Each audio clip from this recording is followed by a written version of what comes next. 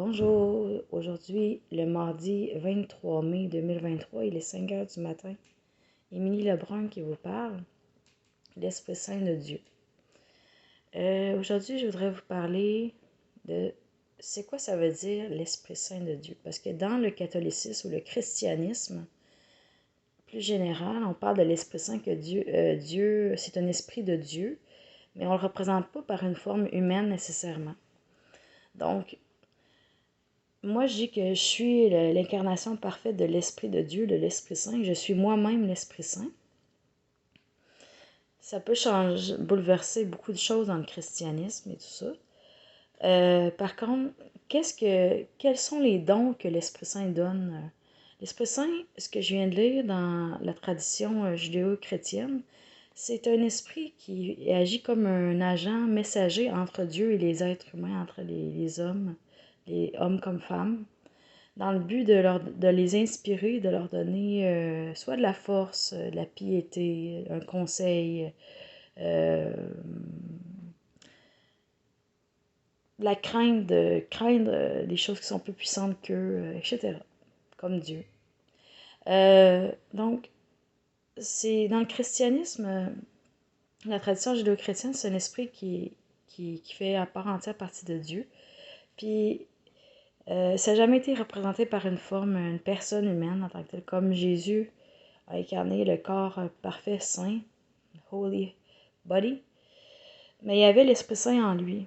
C'est ce qu'on appelle la Sainte Trinité, et son cœur était absolument parfait aussi, donc saint à 100%. Donc, on représente souvent l'Esprit Saint par une colombe, soit un oiseau blanc, de couleur blanc, qui descend sur Jésus, par exemple, lors de son baptême. Il y a aussi, lors de la Pentecôte, c'est-à-dire après la Pâque, les apôtres, quand Jésus est ressuscité, tout ça, mais les apôtres se réunissent puis ils reçoivent comme une langue de feu sur leur tête. C'est le don de l'Esprit Saint pour les aider à poursuivre leur route puis proclamer, témoigner de la vie de Jésus puis de la bonne nouvelle, de ce qu'il avait annoncé. Et de tenir bon, de tenir le courage malgré les difficultés qui allaient se passer pour eux. Donc, le but de mon vidéo ce matin, c'était juste de parler brièvement de l'Esprit Saint en tant que tel. De faire une comparaison avec qu'est-ce que moi, je dis que je suis. Mais je dis que je suis l'Esprit Saint, mais c'est le même Esprit Saint qu'on parle dans la tradition judéo-chrétienne.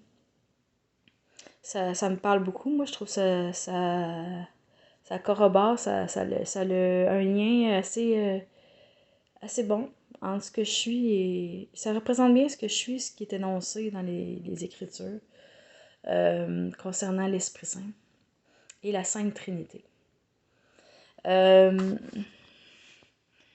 J'apprécie d'être arrivée sur Terre à ce moment-ci de l'histoire de l'humanité en 1986. Après Jésus-Christ, pour avoir la chance d'avoir tous ces écrits-là pour me renseigner un peu sur comment les êtres humains perçoivent l'Esprit Saint, qu'ils soient croyants ou non, qu'ils soient pratiquants ou non, que ce soit écrit ou pas aussi, là. Puis pour essayer de mieux vous comprendre, puis de